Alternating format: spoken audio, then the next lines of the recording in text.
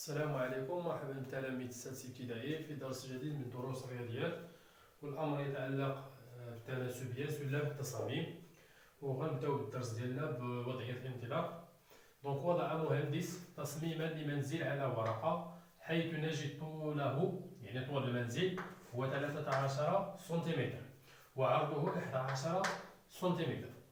وبعد البناء وجدنا ان طوله 1300 سنتيمتر وعرضه 1200 سنتيمتر. دونك وضع مهندس تصميما لمنزل على ورقة. هذا هو التصميم على الورقة، بحيث دونك هنايا على الورقة يعني اش قبل البناء. اشنو عندنا قبل البناء؟ عندنا الطول هو 13 سنتيمتر والعرض 11 سنتيمتر. وبعد البناء وجدنا أن طوله بعد البناء مبقاش الطول ديالو 13 سنتيمتر ولا الطول ديالو 1300 سنتيمتر. إذا بعد البناء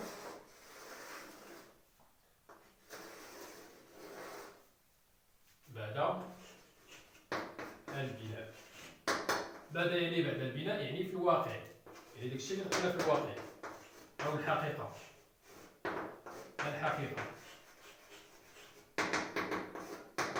إذا هادشي عندنا غير في الورقة، ولكن هادشي هو اللي لقينا في الواقع، يعني داكشي اللي كتبنا. شحال لقينا في الطول ديالو؟ هو 1300 سنتيمتر والعرض لقينا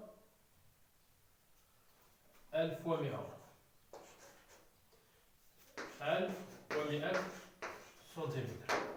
صافي. إذا هذا هو التمرين ديالنا. إذا هنايا بعد البناء قبل البناء. إذا شرحنا التمرين ديالنا. السؤال الأول: ما هي نسبة تصغير الطول؟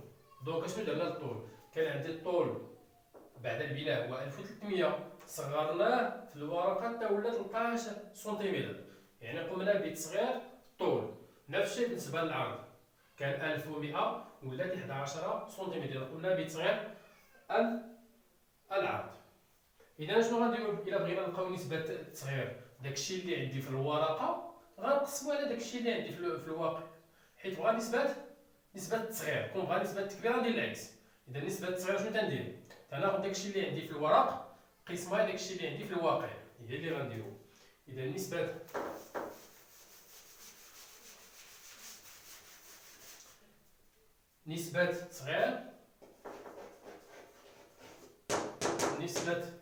تصغير الطول. صافي. شحال عندي في الطول على الورق؟ هو 13 سنتيمتر. غنقسمو على داكشي اللي عندي في الطول في الواقع على 1300 سنتيمتر. صافي.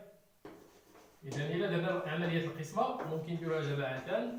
13 قسمة 1300. إذا مادام أن 13 أصغر من 1300 إذا ما فيها حتى وحدة، إذا صفر 1300 يعني صفر. 13 ناقص صفر هي 13 وضيفو الصفر ثم الفاصلة، ياك. 130 مازال صغيرة على 1300 إذا فيها صفر في 1300 هي صفر. 130 ناقص صفر هي 130، غنزيدو عاوتاني صفر ولكن ما نزيدوش الفاصلة. إذا 1300 إذا فيها وحدة 1300 الباقي هو صفر. إذا تتساوي شحال؟ 0.01. إذا هذه هي نسبة التصغير، صغرناها ب0.01. ثم بالنسبة لنسبة تصغير العرض نفس الشيء، نسبة تصغير العرض. اشنو غندير؟ داكشي اللي عندي في الورقة هو 11 سنتيمتر، غنقسموه على داكشي اللي عندي في الواقع اللي هو 1100 سنتيمتر. إذا نفس الشيء غنديرو 11 على 1100، إذا مباشرة تعطينا 0.01. إذا تلاحظوا بأن نسبة التصغير ديال الطول هي نفسها نسبة التصغير ديال العرض. إذا السؤال الثالث: حول نسبة التصغير إلى عدد الكسري. إذا نسبة التصغير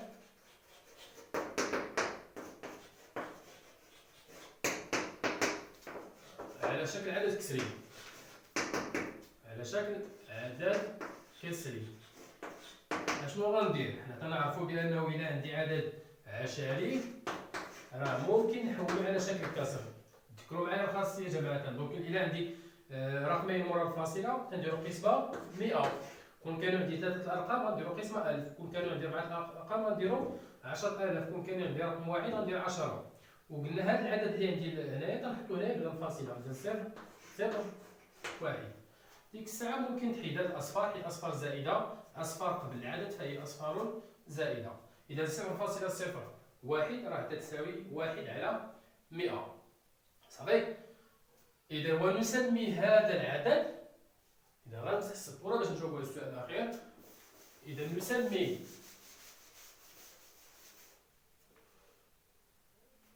نسمي العدد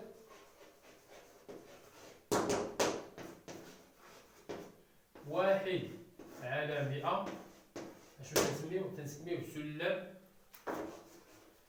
السلم او سلم التصميم. صافي. اذا 1 على 100 يسمى السلم، بحيث ردوا معايا البرنامج ديالكم، بحيث كيفاش ويقرا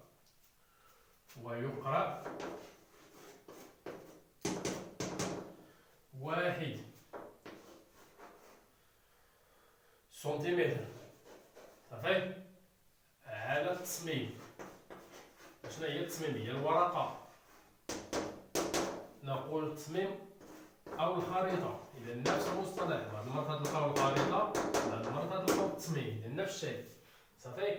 اذا 1 سنتيمتر على التصميم يكافئ، صافي، يكافئ 100 سنتيمتر في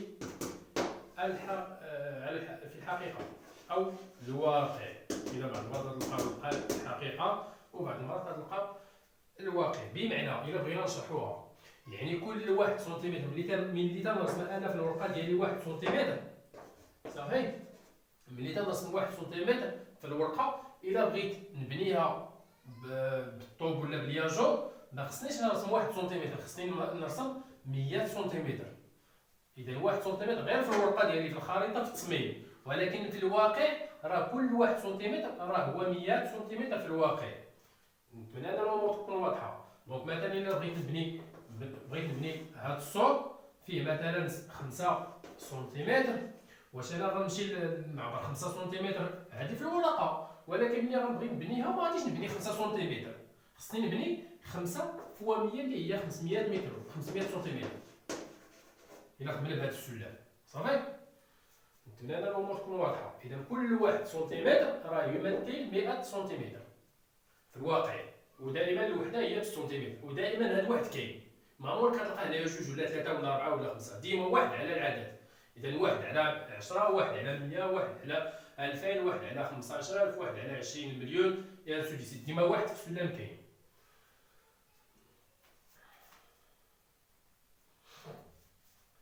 إذا 1 سنتيمتر راه هو 100 سنتيمتر في الحقيقة أو في الواقع.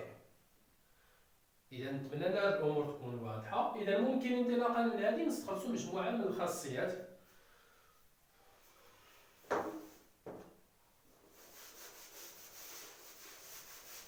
إذا الخاصية الأولى اللي غنستخرجوها هي السلم أو مقام السلم. ردوا معايا البال. مقام السلم تيساوي المسافة الحقيقية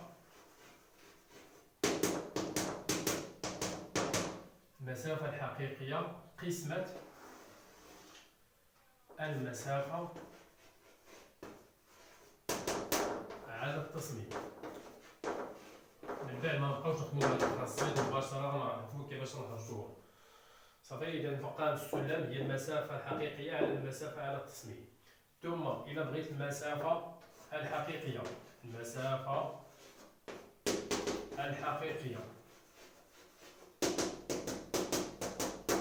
اشنو تتساوي؟ تتساوي مقام السلم شنو هي مقام السلم؟ هو داك العدد التحتاني، المقام هو التحتاني. إذا قلنا 1 على 100 راه مقام السلم هي 100. ماشي غنضربوه كامل، بغيتي تضربوه كامل ضربوه في المسافة التصميم على التصميم، ثم المسافة التصميم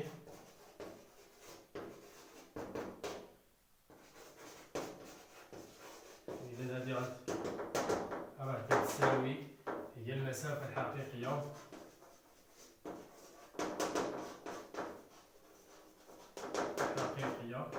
على مقام السلم. إذا غنديرو التمرين باش تبان لكم الأمور، نديرو التمرين وديك الساعة غنفهمو. دونك تلاقاو ملي غنكتب التمرين.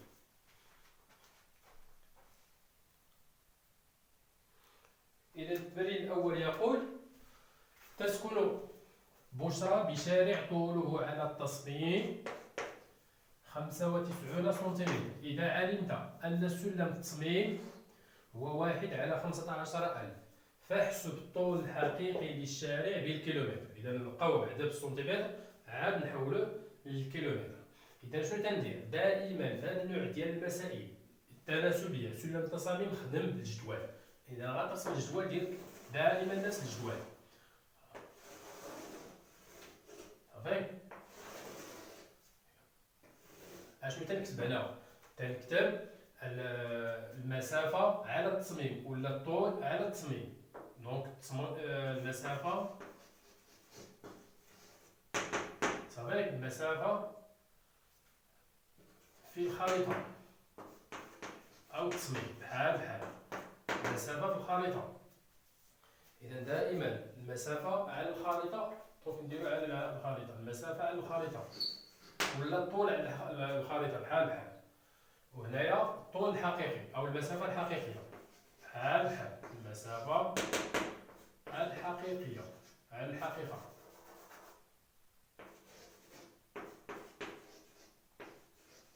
صافي. إذا نفس الجدول دائما المسافة على الخريطة ثم المسافة على الحقيقة ولا المسافة الحقيقية مباشرة. نكتبو المسافة الحقيقية مباشرة. صافي. إذا المسافة أو الطول على الخريطة والطول الحقيقي، حيت بغات ندير الطول بحال. إذا شنو تنكتب هنايا؟ إذا دائما فيه 4 الخانات. هنايا تنكتب داك السلم اللي تعطى ليا. شحال هو السلم؟ حيت هاد 1. إذا ملي تنكتب 1 على 15000 راه 1 التصميم، صافي، و 15000 هي الحقيقة. دائما هاد 1 كاين دائما. إذا تنمشي للتصميم ولا الخريطة تنكتب 1. راه قلت لكم التصميم هو الخريطة، وفي الحقيقة شحال غنكتب؟ 15000. إذا أنا كتبت لي هاد السلم كتبته هو الأول. عاد غنشوف شنو هو المعطى اللي تعطى ليا. إذا علمت أن طوله على التصميم هو 95 سنتيمتر، إذا على التصميم شحال؟ هو 95. إذا غنمشي للتصميم غنكتب 95. صافي. بقات لي هادي غنكتبها بالقاعدة الثلاثية ديالي. كيفاش تنديرو؟ تندير هادي فوا هادي قسمة هادي. صافي. إذا بين هاد الجوج راه كاين الضرب.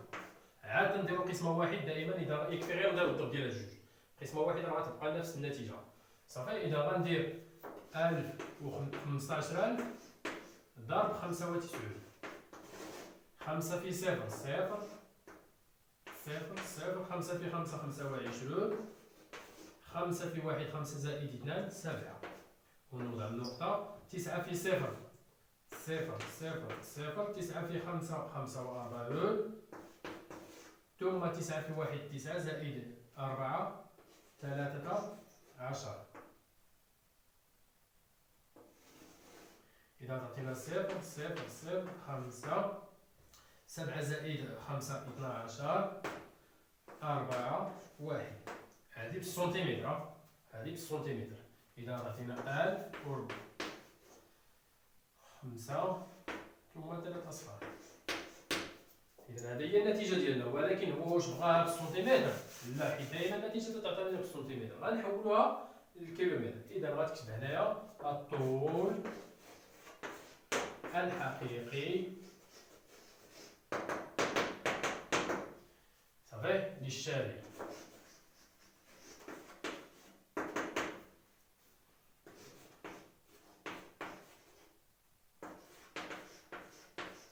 سنتيمتر حولها للكيلومتر، حولوها للكيلومتر. إذا راه ممكن نرسم الجدول ديالي هنايا. دونك هاد المليمتر، السنتيمتر، المتر، الديسيمتر، ثم المتر، ثم الديكامتر، ثم الهكتومتر، ثم الكيلومتر.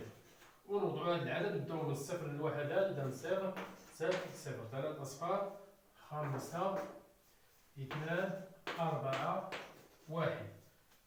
صافي بغينا نحولوها للكيلومتر. إذا غنضبط على الفاصلة بالكيلومتر. إذا غتعطي ليا 14.25. بغيتي تزيد هاد الأصفار زيدهم، بغيتي تحيدهم حيدهم. صافي راه هي 14.25. حيت الأصفار في آخر العدد اللي تكون الفاصلة فهي أصفار غير مهمة. إذا 14.25 هو الطول الحقيقي لهاد الشارع. صافي. إذا ندوزو للتمرين الثاني.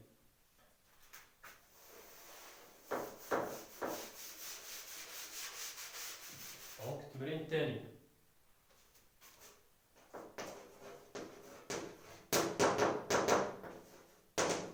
شنو عطا ليا؟ قال لك 11.2 سنتيمتر هي المسافة المصغرة بين المدينتين A و B. إذا 11.2 هي المسافة المصغرة. إذا بمعنى فهي المسافة على التصميم. دائما المصغرة يعني راه هي المسافة على التصميم، حيت باش نرسموها على السلم 1 على 200,000. فما هي المسافة الحقيقية بين المدينتين؟ بنفس الطريقة غنرسم الجدول ديالي. ملي دير الجدول ما عمرك غتخطر، ما عمرك تحط دوك القواعد. دير الجدول وغتخرج. اشنو اللي غنكتبو هنايا؟ المسافة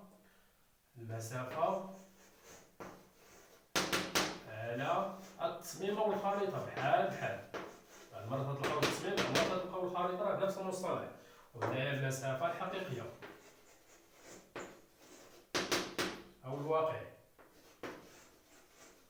صافي.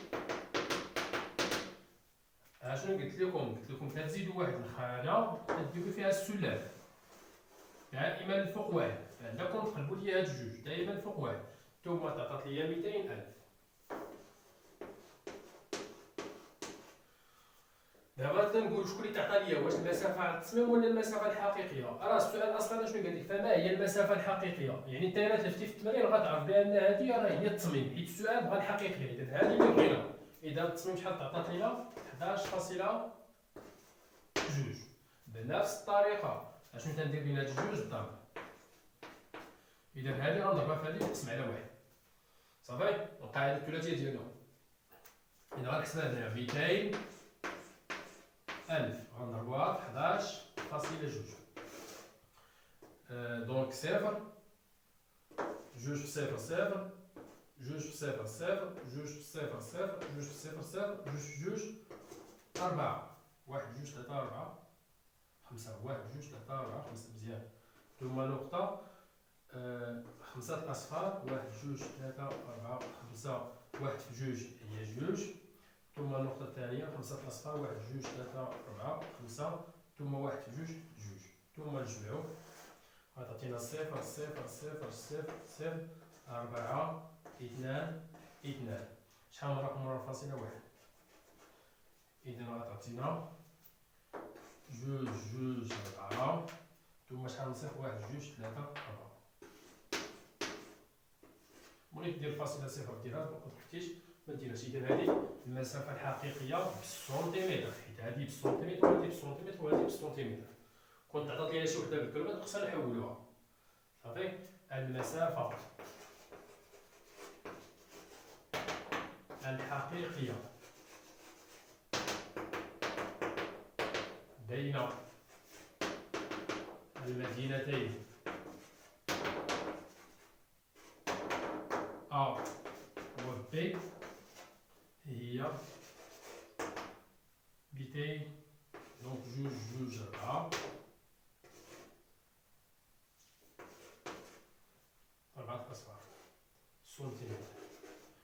ممكن تحولها عاوتاني للكيلومتر.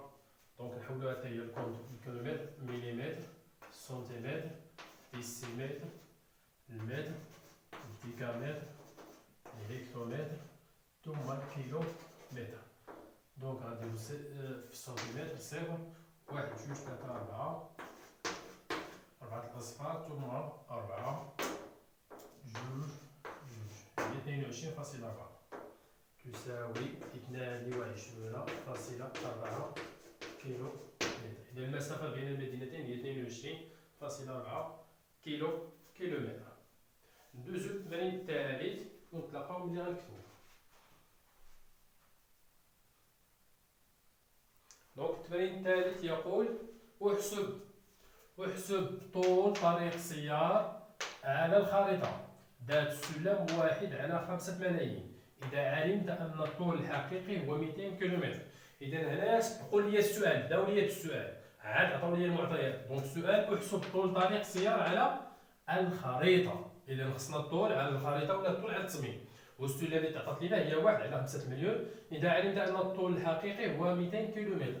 ولكن اشنو قلت لكم قبيله؟ دائما المسافات خص تكون بالسنتيمتر. اذا هذه اللي تعطات لي بالكيلومتر ما خصهاش تبقى بالكيلومتر.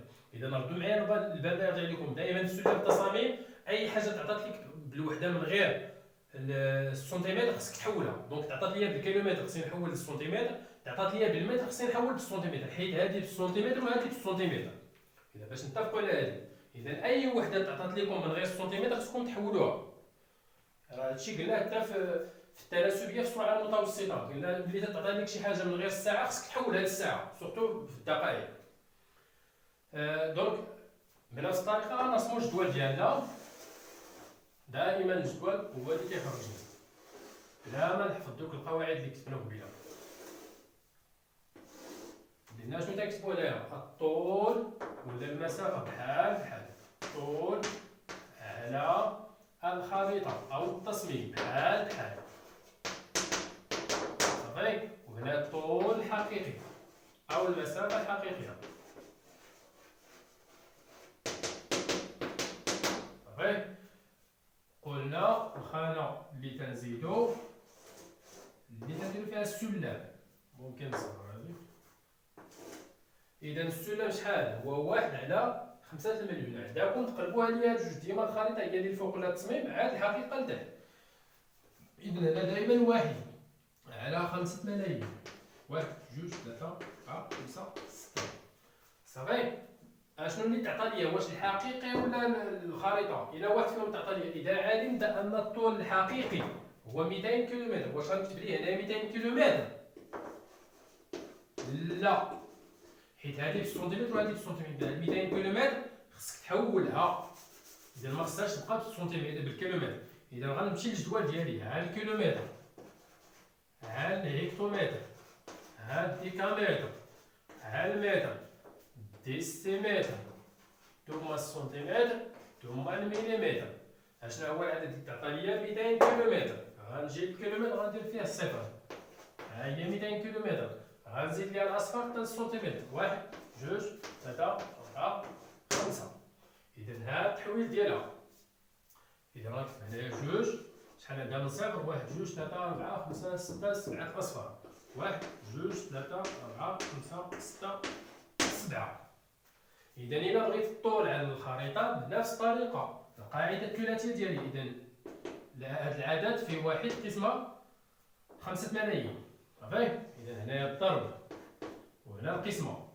إذا غتولي ها هي نكتب عليها 1 2 3 4 5 6 7 في واحد قسمة 5 ملايين. 2 4 6 صافي. إذا هذا العدد في واحد غيبقى. إذا غنختزلو بالأصفار، شحال عندي من صفر؟ 1 2 3 4 5 6. إذا غيمشيو 6 أصفار وهنا غيجيو 6 أصفار. 1 2 3 4 5 6. إذا تبقى 20 على 5 تتساوي 4 صافي. إذا هي 4 سنتيمتر. إذا الطول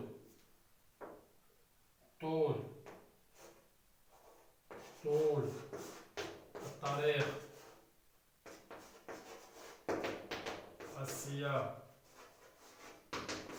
على الخريطة. إذا شحال غنرسمو بالخريطة؟ فقط غنرسمو 4 سنتيمتر. نتمنى أن هادشي يكون واضح، ونتلاقاو في درس جديد من دروس الرياضيات. وفقكم الله.